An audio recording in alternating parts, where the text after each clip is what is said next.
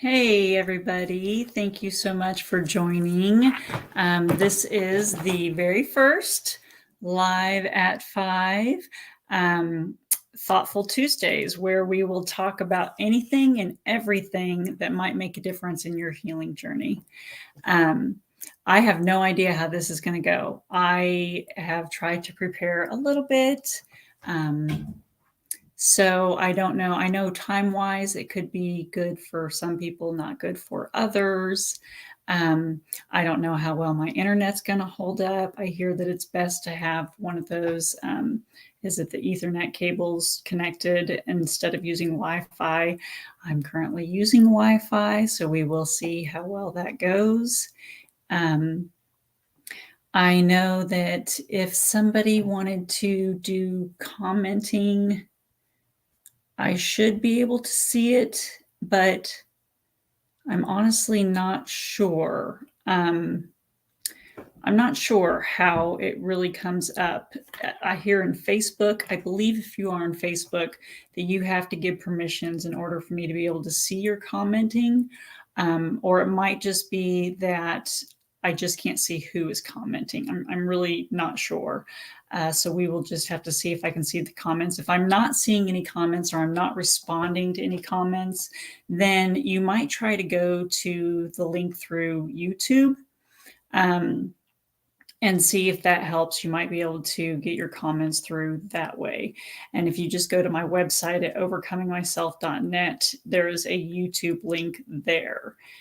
So again, I have no idea how this is going to go. I don't know if my internet's going to hold up. I hope that it will. I'm very excited about this. I'm very, very nervous. But yeah, we'll see how it goes. There's going to be such a broad spectrum of people that are going to be watching this, as far as like some of the people I know through multiple sclerosis and unfortunately share that autoimmune with me. And then there's going to be people that I know just through family, friends, and work, and through the grapevine, that know that I do health coaching and have been on a health journey for quite some time and are just tuning in to get that kind of information. And then there's people that I don't even know, just because my profile is public in Facebook, and so who knows who's here. But anyway, like I said, I would like to start doing these weekly. It will be called Thoughtful Tuesdays, and my intention is to talk about something, a little bit of everything, some things that are just different each week about diet and lifestyle in general, and how it affects us with autoimmune in particular. Obviously, my experience is going to come from MS. And so, yeah, I just feel like this would be a space that we can talk all together about anything and everything that has to do with trying to heal and have a health journey in a natural form. So everything, I don't do anything medication. I very rarely go to the doctor, and I'm not saying that that's good or bad for anybody. I'm saying that that's my choice. I don't do that. So everything that I am doing and everything that I'm learning and sharing is geared toward natural remedies. And so my intention is to have, like, I want to have interviews with people here in the future. I know some people who specialize in supplementation, and also I know someone who does supplementation and CBD. I know some energy healers. So there's a lot of different aspects. I obviously know a lot about the dietary side of things. I not only am a certified health coach, where I learned about a lot of different dietary theories, but I changed my own diet and lifestyle. And for the bulk of my journey, I have followed medical medium. I would not consider myself somebody who follows those guidelines so much anymore, because over the past year, for sure, I have adapted that to fit more my needs. You can get a little bit more of that information from me, or I can, share whatever whatever you guys want me to. I'm very, very open about it. But for those of my friends that are following medical medium guidelines, I am very well versed as far as medical medium is concerned, and I can certainly help you if you need any help with that. So anyway, with that being said, I think we're still good as far as our broadcasting is concerned. I guess I'll have to watch it later to see if there's any sort of lags or anything. And if there are, I'm so sorry. But I figured today we would try to talk a little bit about just troublemaker foods, because there are people that have been following me for quite some time, and there are people that are pretty much brand new here. Some people have not even begun to change anything with their diet and lifestyle yet. And so I figured that talking about troublemaker foods might be a good place to at least start. And for those of you that are already, pretty well into your journey and stuff, then I appreciate any sort of feedback, comments, or anything that you want to contribute. I do want this to be, this is not necessarily a one-way thing. You're welcome to listen to me and soak up all you want, but I am more than happy to have like a conversation and talk about different perspectives and what we've learned through our own journeys. Because that's another thing I would like to mention, is that I was diagnosed with PPMS. And actually, I've only recently been diagnosed with that. I've kind of been through the whole spectrum. I was originally diagnosed with neuromyelitis optica, which is kind of classified as an extremely aggressive form of MS. And then over the years, it's morphed into PPMS, which made more sense. But regardless, when I first started my food is medicine journey, I thought that I would very quickly overcome everything about my MS diagnosis, and that I would be living vibrantly within the first year, for sure, because I was balls to the wall, all in. I cut everything completely out. I was to the T following the protocol and whatnot. And that did not happen for me.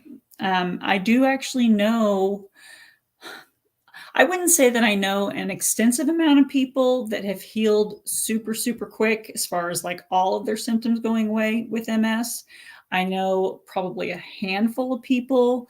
The thing with MS, though, that is so frustrating is that everybody's experience is completely different.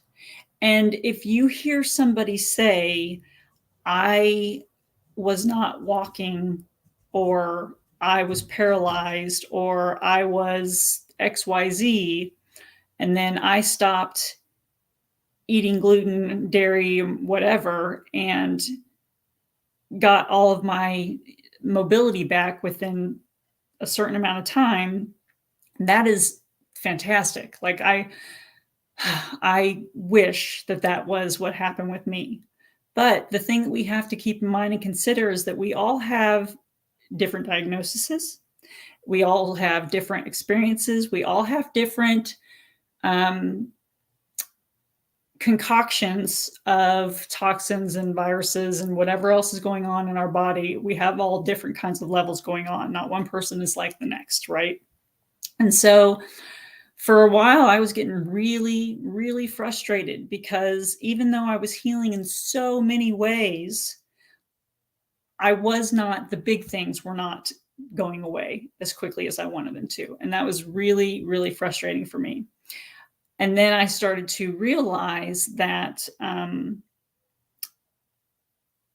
I think a lot of it has to do with it's just the different types of diagnosis. And I actually don't even care about the diagnosis as much as I do about the fact that we are all very different. And for a long time, I was beating myself up pretty dang good, because I thought that I was doing it wrong. I was really, really tough on myself. I mean, I would not allow myself, if I ate literally one thing that was off that list, I was sure that I had just destroyed and ruined everything that I had been working on. And, and I don't think that that is, I've learned a lot over the past even year and a half, year for sure, in bio-individuality, which is not really a word, but that is a word that the school that I had gone to had come up with. And really what it boils down to is that because we all have everything different going on within us, that really it is a journey to figure out what things work for us.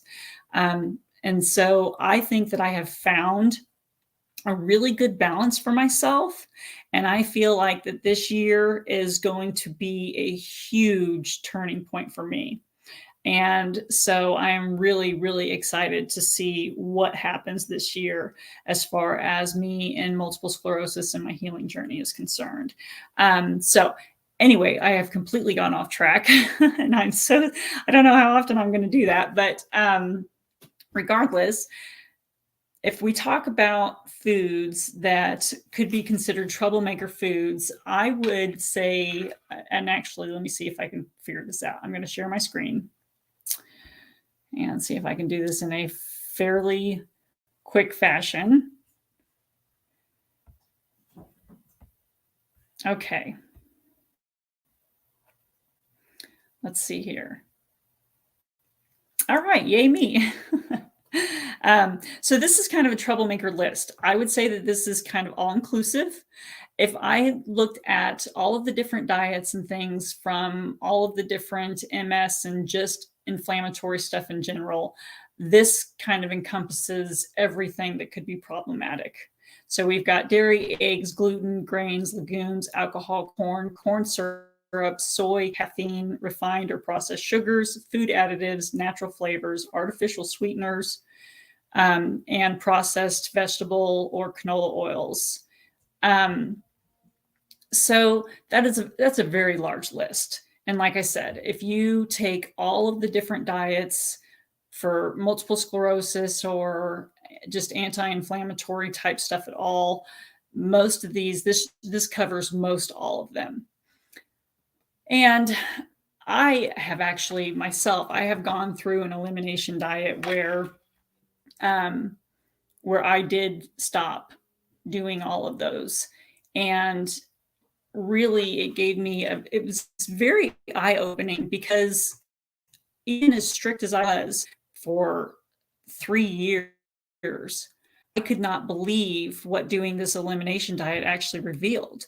I actually figured out that oats, even gluten-free oats, because I know that you have to get gluten-free oats, but oats not only cause my bladder to have more spasms than typical, but it also, if eaten on a regular basis, caused me to have like poor mood.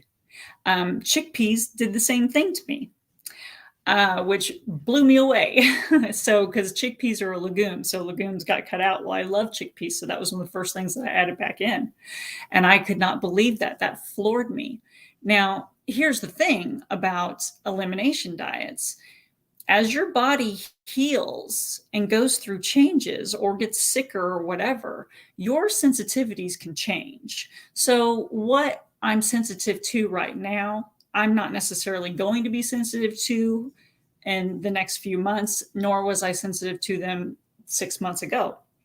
So that can change as your body changes, just like you weren't sick when you're 20, but as time goes on, you do get sick because just things will change within you. So will your sensitivities. So as far as the things that I actually myself, the things that I cut out, and I can't actually move my screen, that one, I've got to do this other one, sorry. So for me, I typically try to avoid processed foods in general. So that's anything pretty much packaged. If I do have processed foods, I try to make sure that I know what the ingredients are, and that there's not anything additional other than real food. And I try to keep the ingredients down to like 5 or less. So I do try to keep my packaged foods pretty minimal. I try to avoid natural flavors because there is like nothing natural about natural flavors. um, so if I'm not mistaken, the guidelines for natural flavors is that they have to have one ingredient that is natural, so like a vanilla bean or something, and then they're allowed up to 99 other ingredients, and they can still call it natural flavoring. And so, yeah, you know damn good and well that those scientists are in there and they've got their vanilla bean and then they're adding all this other crap to it to make sure that you're coming back for more. It is there's nothing natural about natural flavors. It actually reminds me of oils. I don't know if you're aware of this or not, but you are allowed there. Manufacturers are allowed to put pure essential oils on their label if only 5% of the contents is pure.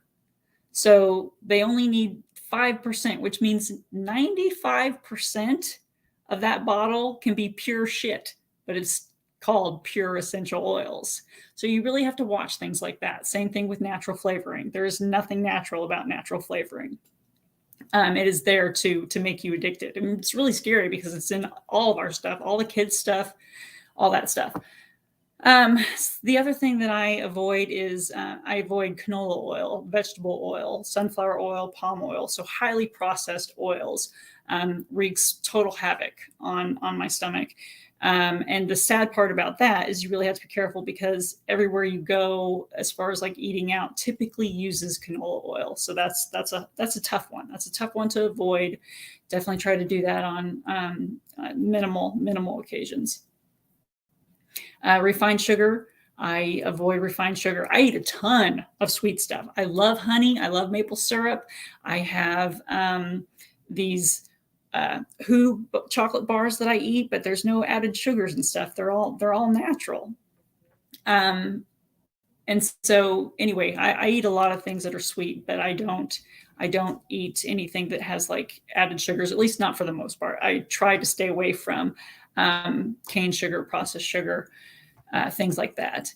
I do stay away also from dairy, eggs, corn, soy, and gluten. I'll talk about gluten last. Dairy is one of those topics that all across the board, you'll see that taken out pretty much. Dairy can cause mucus. The weird thing about dairy or any of these things actually, I went my entire life never ever feeling like I was allergic to anything ever. I didn't feel like I had any food sensitivities. I didn't feel like I had any struggles with bloating. I didn't have gas or diarrhea, indigestion. I just never had really any what I thought were like digestive system problems or anything. So I wasn't worried. I had no idea that I had food sensitivities at all. Not even allergies. I never had allergies either, like not seasonal or anything. So anyway, when I decided that I was going to do the food as medicine route, I stopped eating all of that stuff. And the crazy thing is that the moment that I introduced it back after it being out of my body for so long, I immediately recognized that I had reactions. So like with dairy makes me incredibly mucousy and very, very phlegmy. I mean, like it'll be like gurgling out of my throat. Other people that might have dairy sensitivities that, and I'm not talking about lactose intolerance. Lactose intolerance is going to give you some serious stomach issues. Like if you're eating a bowl of ice cream and running to the bathroom within the hour afterwards, then you're probably lactose intolerant. But I'm just talking about dairy sensitivity in generals. And it can cause acne, skin rashes, eczema, digestion issues, gas, diarrhea, things like that, mucus. So those are things to look out for. And the thing is that a lot of us have those on a regular basis and we just think, oh, allergies, oh, whatever, not knowing that if we cut out the trouble foods that it actually could solve it all for us. um, so the another thing is the eggs. So eggs is one of those things that is kind of it's really thought of like a superfood, but there is actually a growing awareness of eggs being a possible problem for those people who are sense or that have like an egg allergy or sensitivity. You might notice nasal congestion, runny nose, sneezy, asthma type things. So again, we're back to feeling like we've got seasonal allergies or something like that, where it actually could be the eggs. Some people are sensitive to the egg proteins. um, Sugar. sugar sugar is it's a big one. I think a lot of people know that sugar is a problem. Sugar is in everything. It is literally the one thing that is, legally put into everything to get us addicted and draw us in as much as possible. I've heard that it only takes, I think it's 1 teaspoon of sugar is what our body actually needs per day to survive. Okay.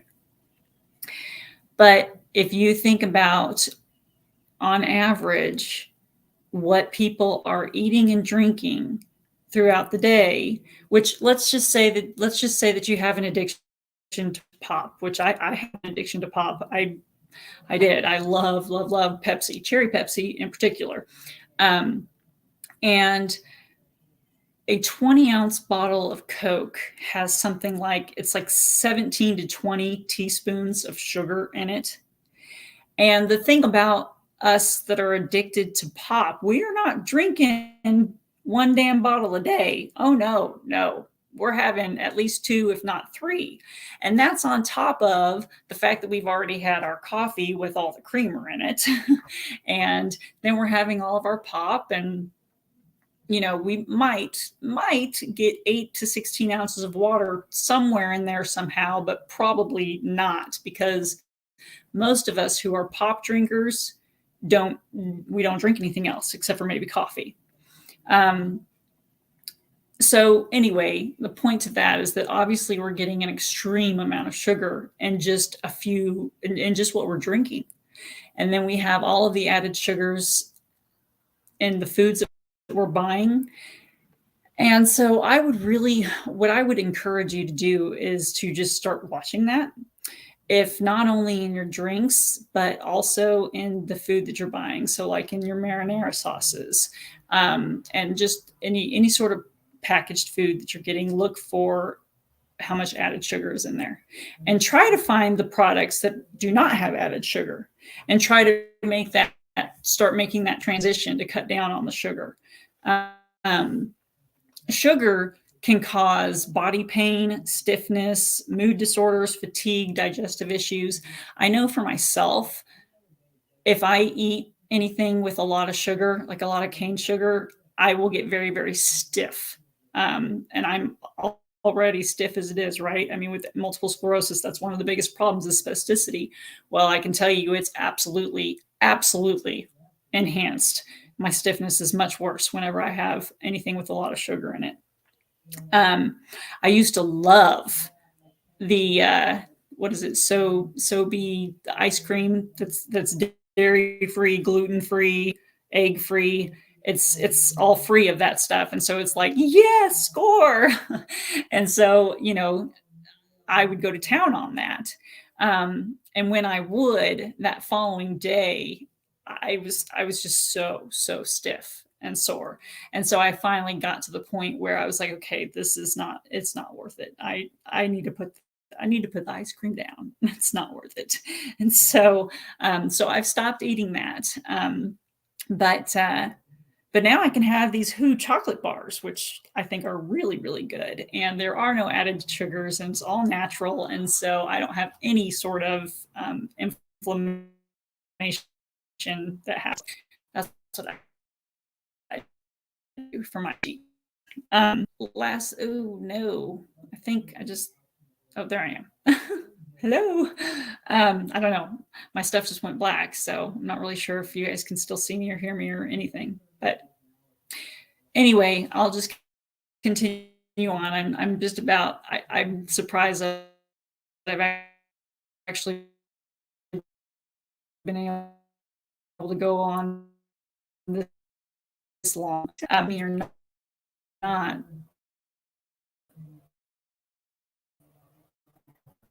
Okay, screen. I don't know if that will help. I doubt it, but I'm gonna stop.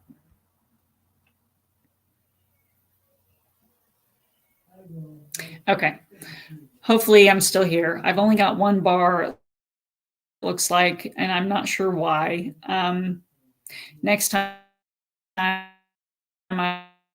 will definitely hook up the cord. I'll hook up the, I don't know. My screen keeps going black.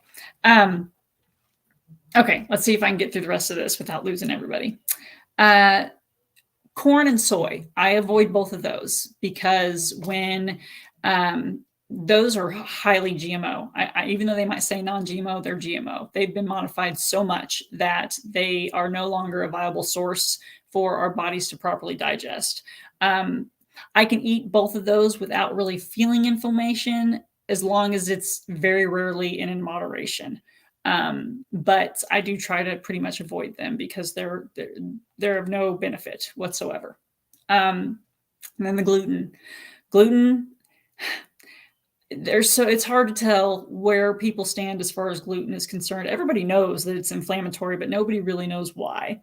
We have a couple of different theories. The Roundup Ready wheat thing is a definite concern. I mean, they have been so heavily sprayed with pesticides and have been modified so much that they can withstand Roundup to such a high degree that it probably is a huge issue when people are trying to ingest them. I don't know if it has anything to do with the gluten though, or just the fact that they are so heavily covered in chemicals as far as the wheat and stuff is concerned. But people say that because if you go to other places, you can enjoy bread products and not have the same reactions as you do here in the United States. And so it would make sense that the pesticides have a huge portion or a huge part in that. I think that it is because of the processing. I think that the issue actually is not the gluten at all, but how we process our grain products. Because I can tell you, after not eating anything that was wheat for 4 years and nothing with gluten or anything for 4 years, and then milling my own grains and introducing that back and not having any sort of reaction whatsoever floored me.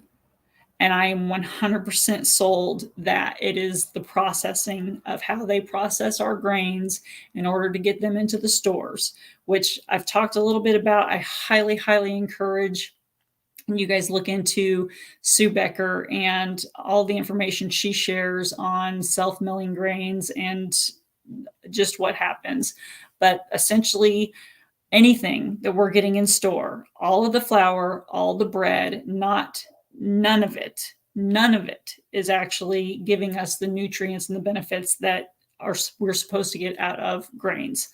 And whenever you self-mill your grains and you get all the ratio that you're supposed to with all the vitamins and the minerals and the gluten, when it's all in its correct portions and eaten in the first couple of days when it's still fresh, it processes through your body like it was intended to do. And that's part of the problem. Part of the problem with all of our processed foods is that it is no longer in its form that it was intended for our bodies to ingest and digest. We have changed the properties of it.